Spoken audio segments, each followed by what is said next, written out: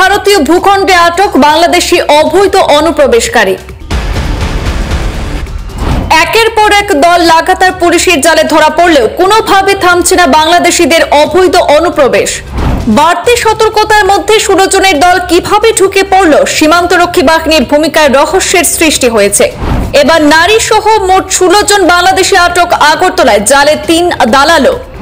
ভারত বাংলাদেশ সীমান্তে red alert জারি থাকলেও ত্রিপুরার বিভিন্ন সীমান্ত দিয়ে বন্ধ নেই বাংলাদেশিদের বেআইনি অনুপ্রবেশ। আবারও আগরতলা রেল স্টেশনে 3 মহিলা, শিশু সহ 16 জন বাংলাদেশিকে গ্রেপ্তার করে জিআরপি থানার পুলিশ। বেআইনি অনুপ্রবেশের অভিযোগে তাদের গ্রেপ্তার করে ধৃতদের বিরুদ্ধে আইনি প্রক্রিয়া শুরু করেছে। অবৈধ বাংলাদেশিদের সঙ্গে 3 জন দালালকেও গ্রেপ্তার করা হয়েছে। আজ রেল স্টেশনে জিআরপি থানার ওসি তাপস দাস সংবাদ মাধ্যমকে জানান, মঙ্গলবার রাতে 16 জন বাংলাদেশিকে সন্দেহভাজন অবস্থায় গ্রেপ্তার করা হয়। তারা আগরতলা রেল স্টেশনে ঘোরাফেরা করছিল। তাদের দেখে নিরাপত্তা কর্মীদের সন্দেহ হলে ডেকে জিজ্ঞাসাবাদ করলে তখন তারা জানায় যে বাংলাদেশ থেকে অবৈধভাবে অনুপ্রবেশ করেছে। বেআইনিভাবে তারা সীমান্ত টপকে ত্রিপুরায় প্রবেশ করেছে। এই কাজে তাদেরকে দালালরা সহযোগিতা করেছে বলেও জানিয়েছে। তাদের মধ্যে 3 জন দালাল আগেও এই মামলায় জড়িত ছিল। আবারও তাদেরকে গ্রেপ্তার করে আজ আদালতে সোপর্দ করা হলে বিচার বিভাগীয় হেফাজতে ঠাঁই হয়েছে ধৃত মিজানুর, বৃন্দাবন এবং ইতি শেখের। দীর্ঘদিন ধরে মানব পাচারকারী হিসেবে কাজ করে আসছে ধৃতরা। বাংলাদেশ থেকে অবৈধভাবে রাজ্যের সীমান্ত অতিক্রম করে দেওয়াই তাদের কাজ। উল্লেখ্য, বাংলাদেশ রাজনৈতিক অস্থিরতার কারণে ত্রিপুরা সীমান্তে রেড অ্যালার্ট জারি করেছে বিএসএফ এর উপর মহল। রাজ্যের সীমান্তগুলিতেও বাংলাদেশিদের আনাগোনা দেখে বাড়তি বিএসএফ জওয়ান মোতায়েন করার পাশাপাশি বেশ কিছু সীমান্তে টিএসআর কেও নিযুক্ত করা হয়েছে। কিন্তু বাড়তি কঠোরতার মধ্যে 16 জনের দলের অবৈধ অনুপ্রবেশ অধিকার নিয়ে বিএসএফ এর কর্তব্যে গাফিলতির কিন্তু একটা প্রশ্ন চিহ্ন দেখা দিয়েছে। হ্যাঁ, আমরা গতকালকে আমাদের আগরতলা রেল স্টেশনে মোট 16 জন বাংলাদেশি ন্যাশনাল গ্রেপ্তার হয়েছে।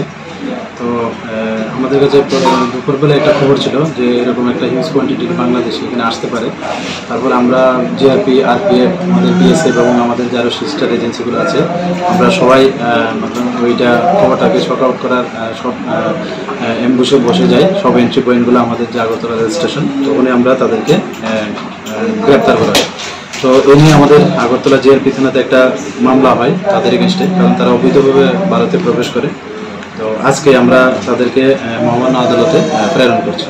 যে কেন এই দলে দলে বাংলাদেশ থেকে ভারতের দিকে বাংলাদেশিরা আসছে, এটা কি মানে বাংলাদেশের ঘটনার পরে কি আরো বেশি বেড়ে গেছে?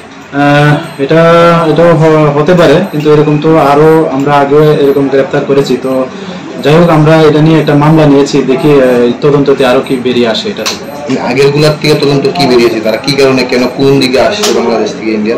তারা তো ভারতের ত্রিপুরার বিভিন্ন প্রান্ত থেকে, একজন সাবরুম থেকে মানে আমাদের সিধাই পর্যন্ত যে বর্ডার আছে ওইগুলো তারা ইউজ করছে বেসিক্যালি, যারা আগরতলা রেল স্টেশনে আসছে। কেন আসছে, কেন কি কারণে?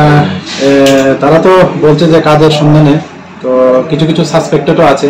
তো আমরা ওইগুলিও খতিয়ে দেখছি, এখন পর্যন্ত দেখছি দেখি আরো কি আছে। আনুমানিক আগরতলা রেল স্টেশনে এখন পর্যন্ত কত বাংলাদেশি আটক করেছে?